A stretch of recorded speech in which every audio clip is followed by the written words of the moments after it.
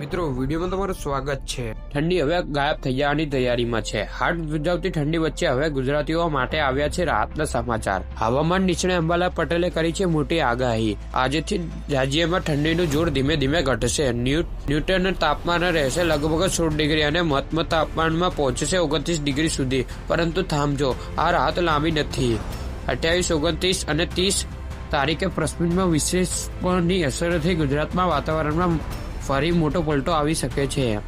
ગુજરાત, રાજસ્થાન સરહદ અને મધ્યપ્રદેશના નજીક વિસ્તારોમાં કમોસમી વરસાદની શક્યતા છે।